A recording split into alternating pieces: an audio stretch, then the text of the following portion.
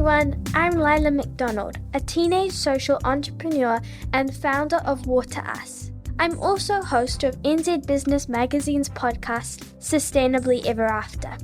Proudly brought to you by Office Max, New Zealand's leading workplace and education solutions provider. I'll be exploring the incredible world of sustainability and entrepreneurship. On this podcast, I'll be talking to guests who are making waves in the world of sustainability, those who have built businesses with a purpose, those striving to make their companies greener, and those leading the charge for social and environmental change.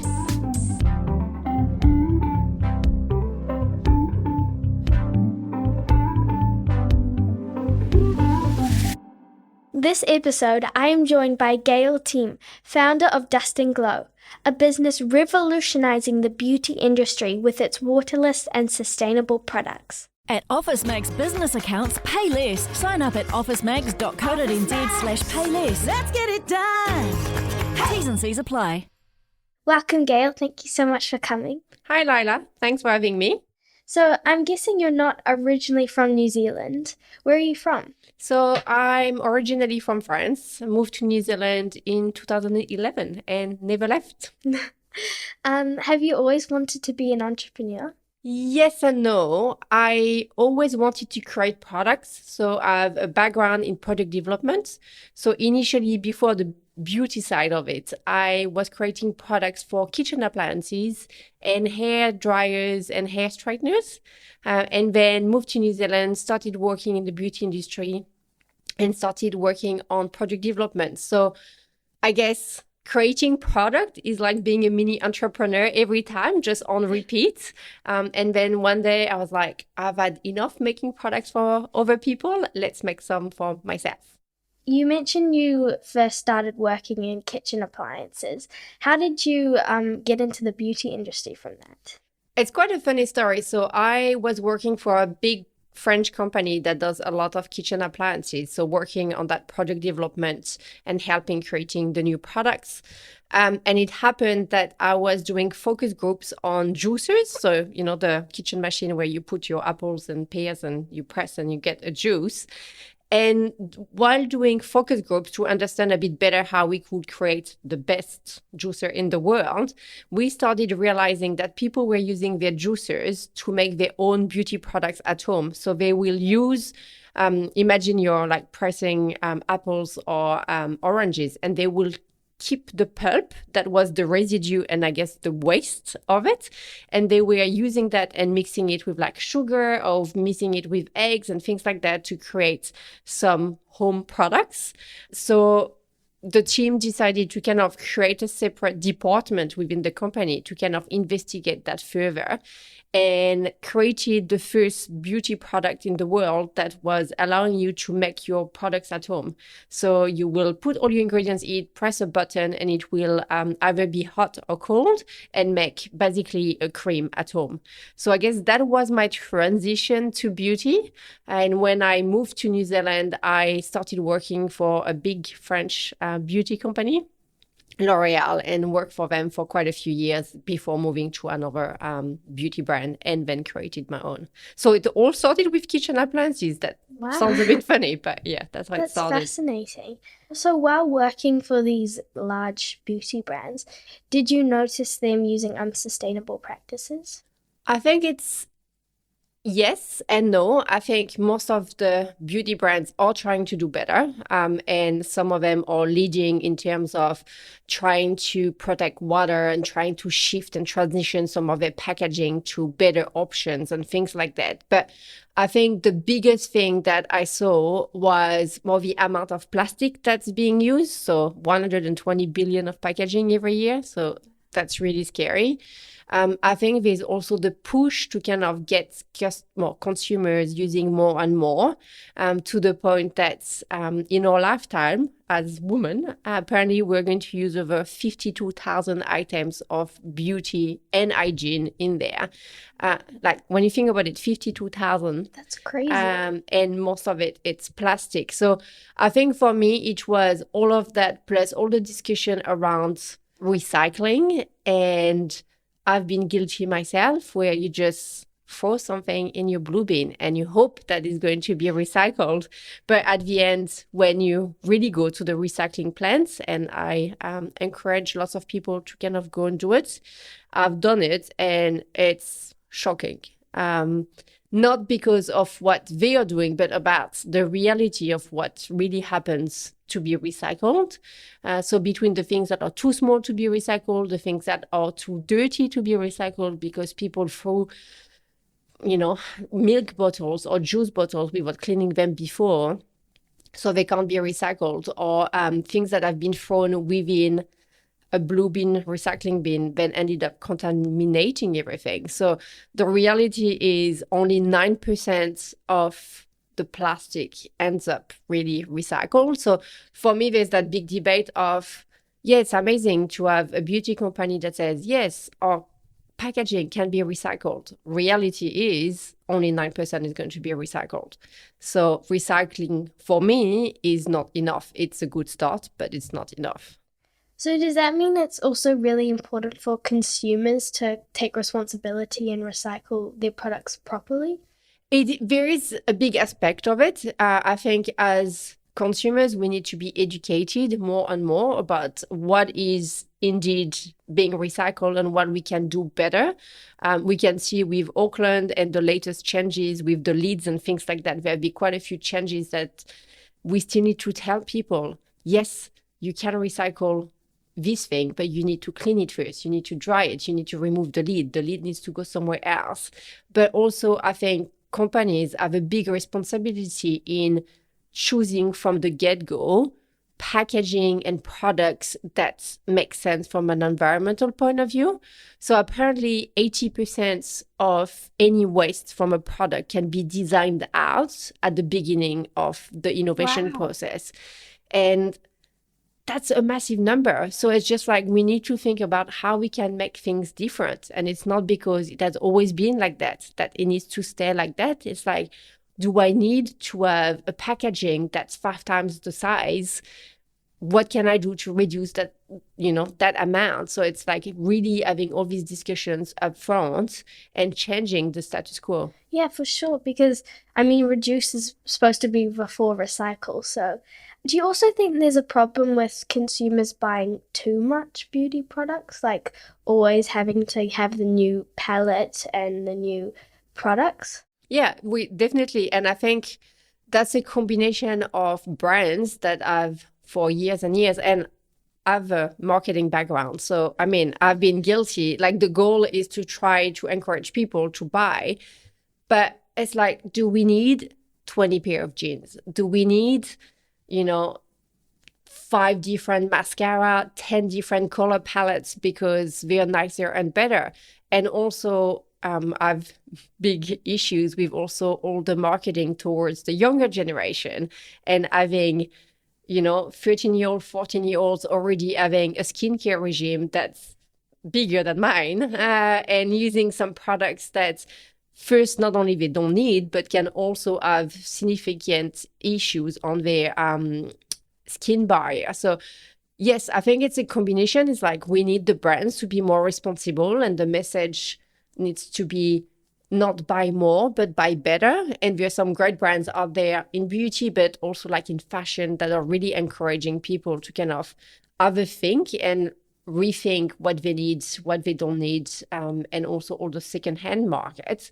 But we also need consumers to have a bit of a more awareness. It's like, do I really need that before? Like, is that going to be more happy? Like, what's going to happen if I get that, 5th eyeshadow or that 20th color of, nail polish or things like that?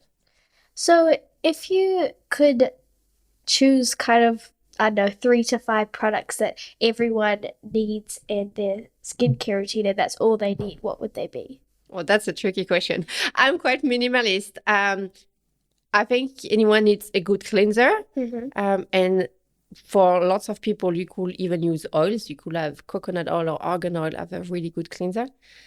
You need something to hydrate your skin. So a really, really good moisturizer and a sunscreen. That's it? That's all? Okay.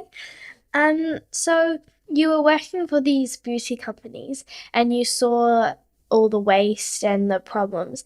Is that when you decided to do something about it? Yes, it wasn't. I didn't kind of wake up one morning and thought, oh, here it is. I think it was a shift in terms of my values, what I wanted to do with my life.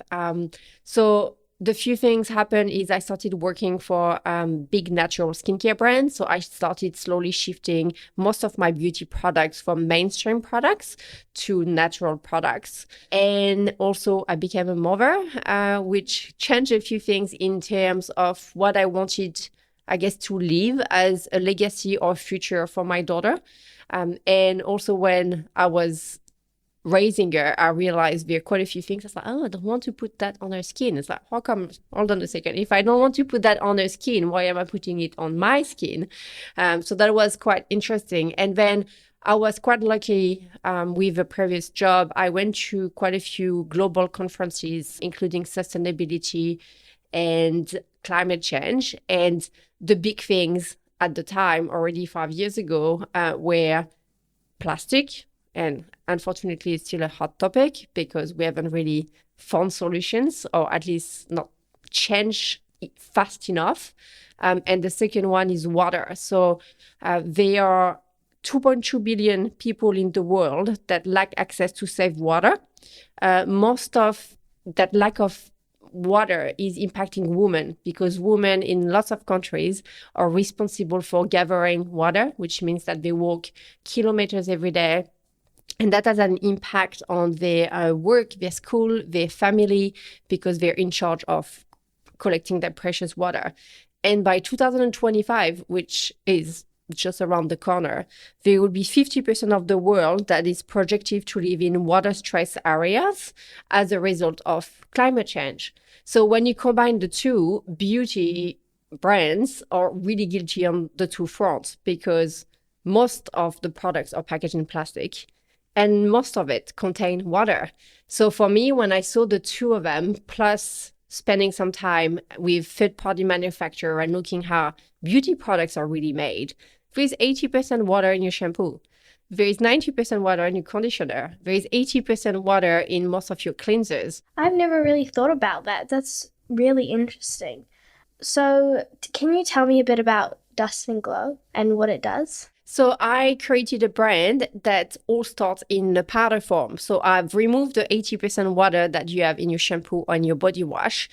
And when you remove all of that, it comes in a dry form, which means that one small Dust and Glow bottle, which is not plastic, we'll get to there, is the same as 3 bottles of liquid shampoo. So you activate it with water that you already in your shower, but instead of putting lots of water in a big plastic bottle, sending that to you where you use it in the shower already using plenty of water, I've removed it and it's leaving you with a concentrate, if you can picture that, that you activate. So it's a range of shampoo, body wash, face cleansers, and conditioner, and everything starts in a powder. So it's reducing waste, packaging, your carbon footprint, and it works like your traditional shampoo or body wash. I also think that sounds also easier for like consumers because if you wanted to go on holiday and take your favorite shampoo and conditioner, it's much easier to take that than a big bottle, which I've struggled with in the past. But that was always for me. I wanted to make it, I call it the on-the-go format, so that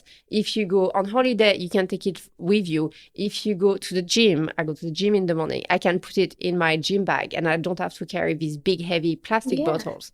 If you want to go camping or wherever you might want to go, you can just take it with you. That's so easy. So I had a question about the Dust and Glow bottles are pink and grey. How did you come up with that color scheme?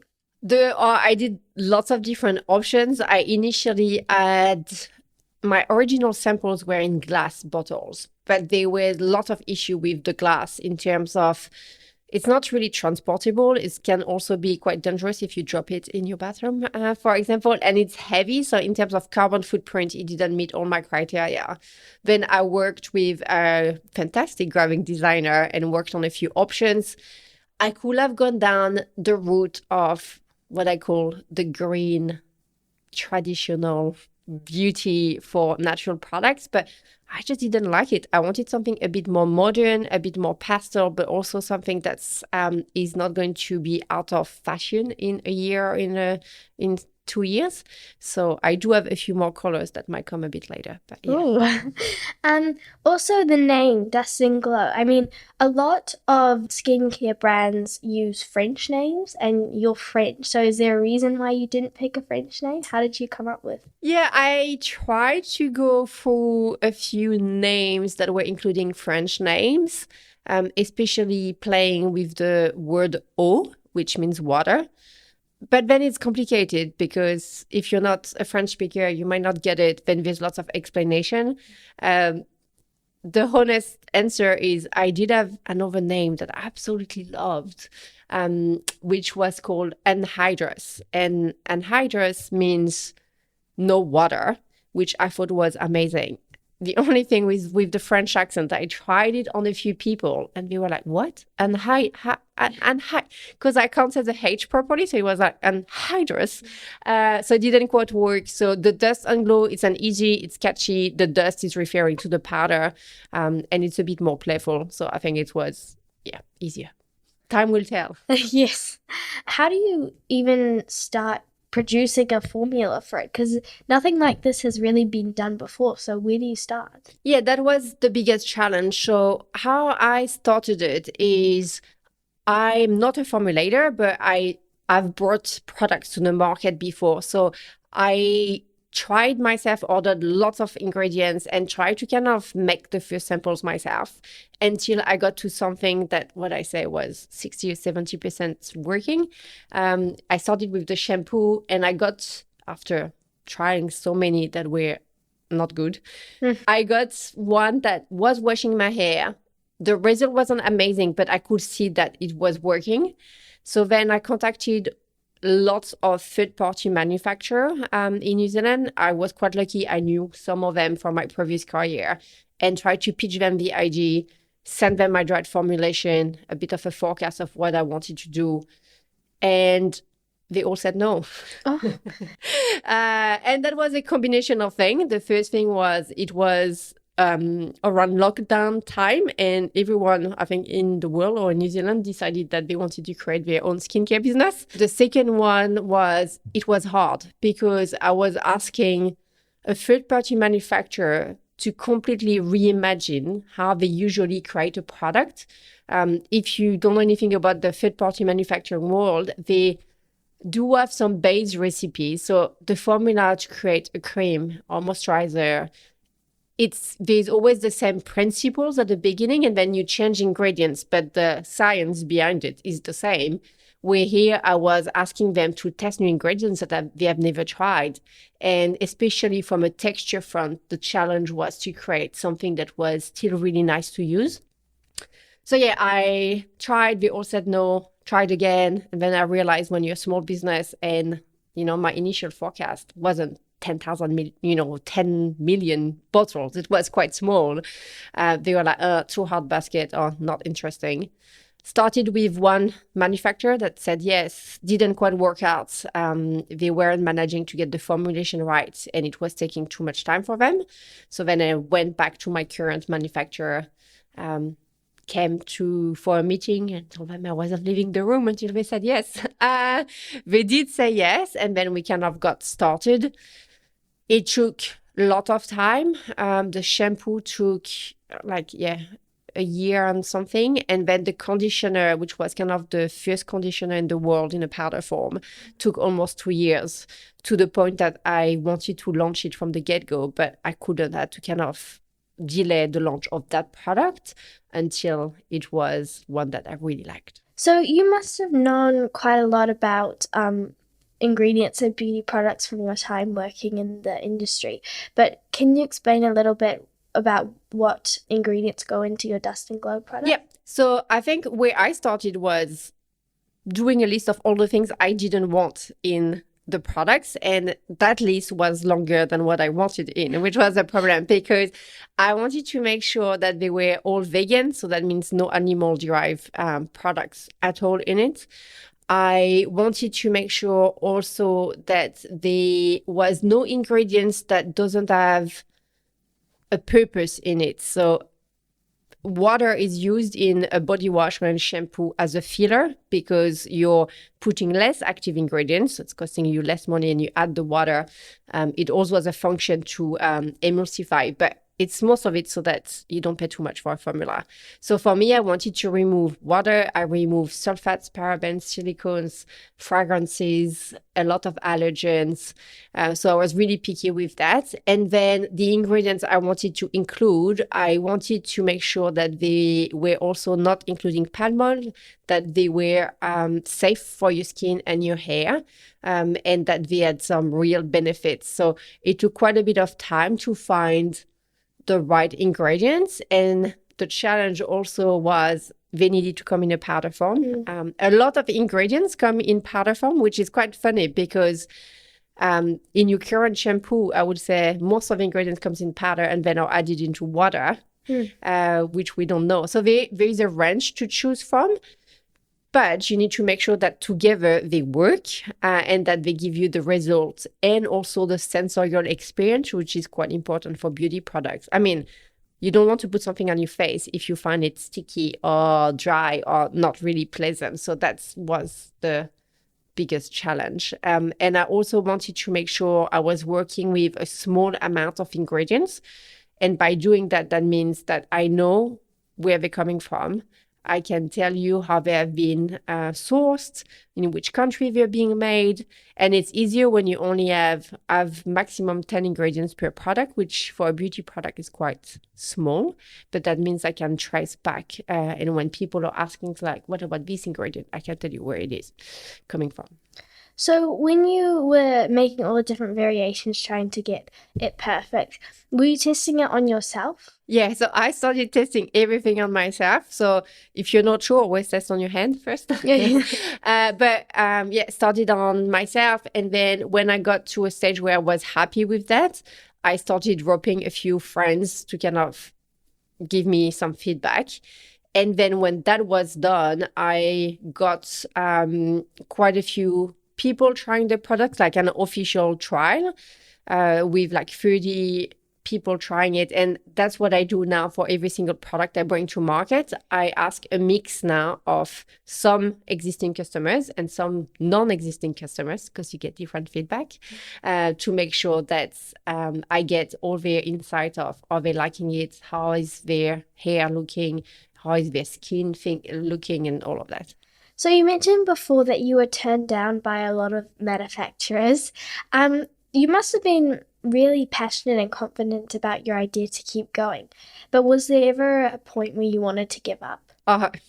Every second week. I think that's the challenge with being an entrepreneur and trying to push things. Is there's some I call it the roller coaster. There's some amazing weeks and some really bad weeks, and it comes and goes. But I think for me, the hoo-ha moment was really when I saw the first sample coming back from the factory the first time. I was like, I have something here and it's going to work. And now, a few years later, still a small company, but I've won quite a few beauty awards. I see the feedback from customers like coming almost every day, where it's just like, I took it to Africa. I just got a message yesterday. I've taken all my thing to Africa because we can only take 15 kilos and it's, it saved my trip. Love it. Got somebody recently that had really itchy scalp and fine hair, and I hadn't been able to find any shampoo that worked. And they're like, oh my God, that just like works so well. So yeah, that keeps me going. Have I really, really wanted to quit? Don't think so, but it's just like going up and down all the time. Yes. So what advice would you give to any other people who are struggling to get their idea out there to keep going? I think the first one is make sure you have a good support system around you. And there will be lots of people that tell you, no, you can't do it. That's fine. Don't listen to them. Try to find the ones that are going to tell you like, yep, keep going. We're here for you. And that doesn't mean that you're going to lose your friend. That means that you might have to surround you on some areas with different people to help you on the journey. And for me, the second one is really don't quit on a bad day, quit on a good day, because there will be some bad days, and that's fine. And then the third one is really trust your gut and kind of trust yourself and keep going. Well, you're one of the many cases that proves it's better not to give up and it gets better, which is very inspiring. So now you have your product. How do you go about selling it and marketing it? Because obviously you've had a lot of experience in marketing. So how did you do that? Yeah, funny enough, that's the most difficult part.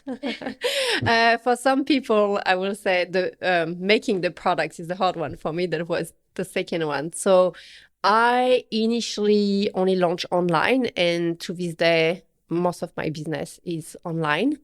And I really tried to appeal to different audience, so the travelers and then people that want to reduce their waste.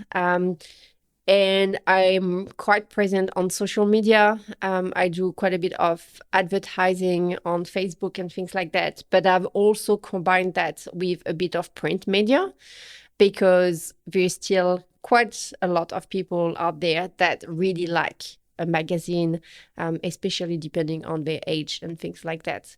But for me, what's working the best is doing a lot of consumer events. So face-to-face, going and meeting potential customers and explaining. I think the challenge with being an online business when you have a format that is so different is people, even with videos, even with pictures, people can't quite grasp how a powder is going to turn into a shampoo and replace their existing liquid shampoo or pump shampoo. They're just confused, even when you show videos. And it's funny because I've done lots of videos, but apparently not enough.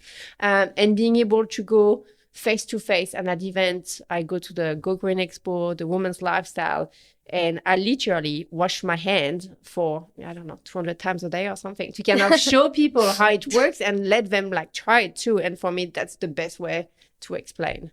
Yeah, so I mean, your product is really different to what people are used to. And so you mentioned that people were confused by it. Has it been hard? Have people been kind of accepting to try something new? Yeah, so that has been the biggest challenge, is try to educate, especially when you're a smaller brand, that I don't have the $1 million budget of some of these big brands to put the message out there. But it's explaining that there are other options out there. So for me, that's the biggest challenge. The first question is usually, oh. And then how does that work? The second question I get is like, oh, it's going to be too hard. So I get lots of people saying it's going to be that difficult, but it's like, give it a go. I mean, my 7-year-old is using it every day, and she has only used that for the last 3 years, and she's managing really well. So I think it's more, you have to kind of try something new, but that's why I've launched a range of trial formats, which I didn't have at the beginning. So they are kind of smaller sizes, also in aluminum, also refillable, because I don't want to waste, and also amazing for camping, traveling, and things like that, because they are really pocket size. But these ones have been really key for me to get new customers in.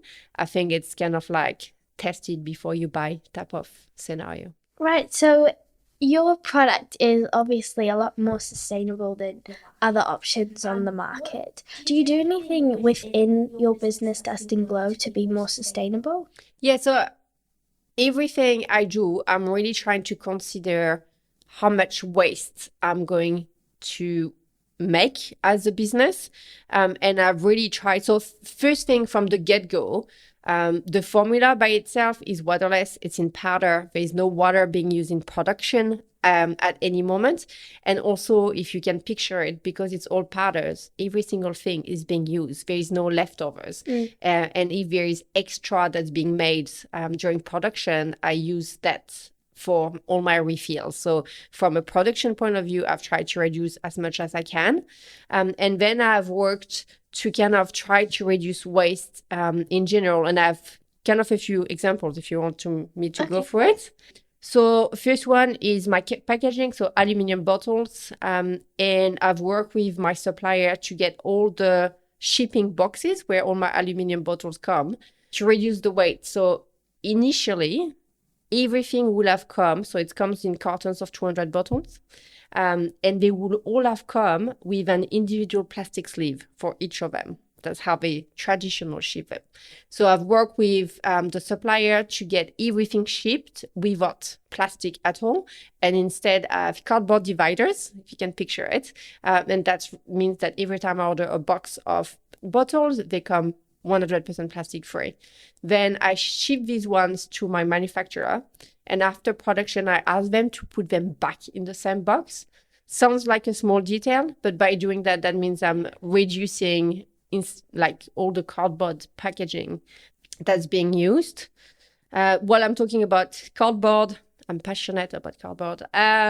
All my e-commerce boxes, so when you place an order on the website, everything is going to come in forest certified cardboard boxes. I'm not using any satchels.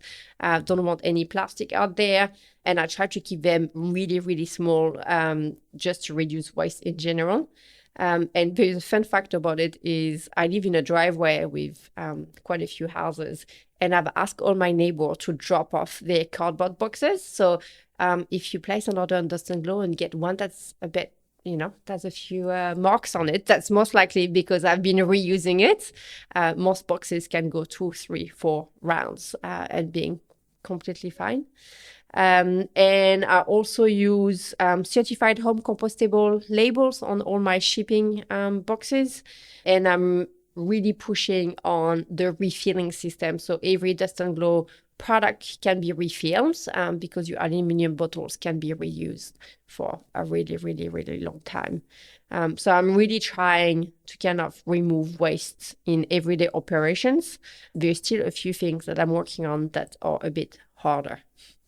To create the Dust and Glow product, you looked at the regular shampoos and conditioner and you realized that the problems was it had too much water that was unnecessary, it had too much plastic, and making it smaller also reduces the carbon footprint of shipping it around.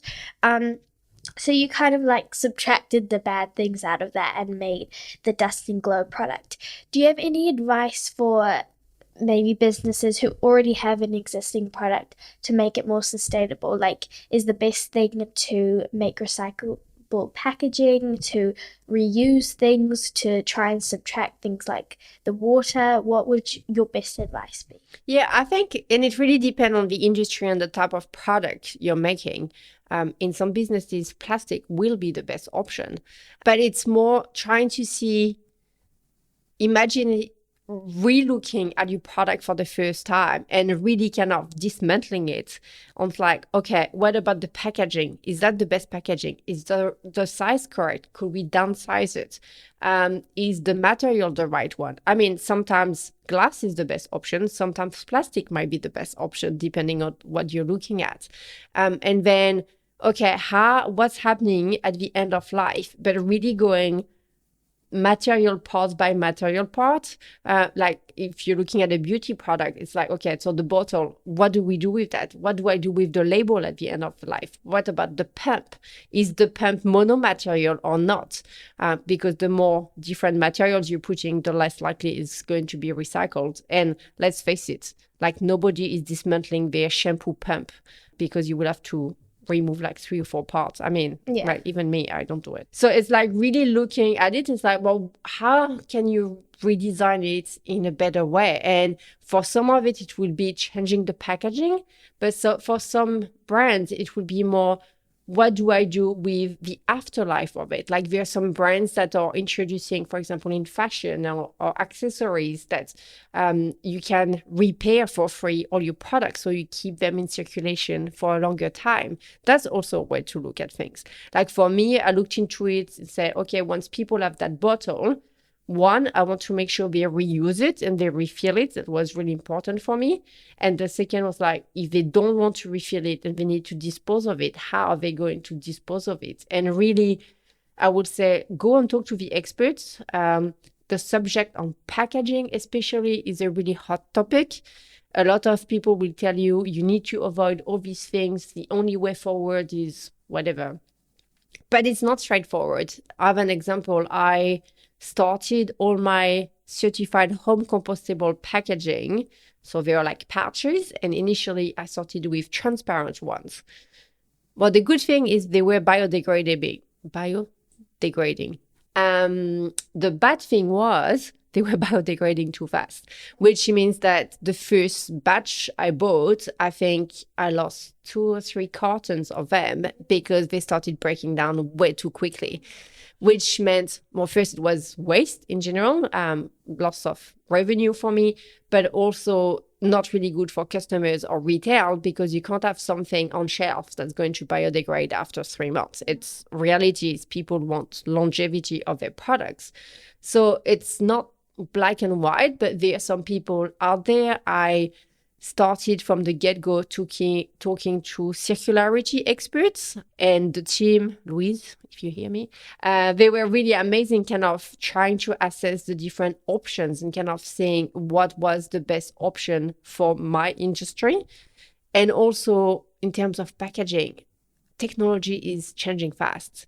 What I have right now, there might be better solutions in a year or in 2 years. And I'm fascinated at the moment to seeing everything that's being done in the mushroom space or in the algae space, because there might be viable options in the near future that I haven't really considered yet, or that I've tried. I've tried a few things with mushrooms at the beginning, but it wasn't lasting enough. But that could replace plastic, or that could replace some of my packaging options in the near future. And I'm excited about it. So basically, it's important to keep an open mind and keep researching and looking for better options.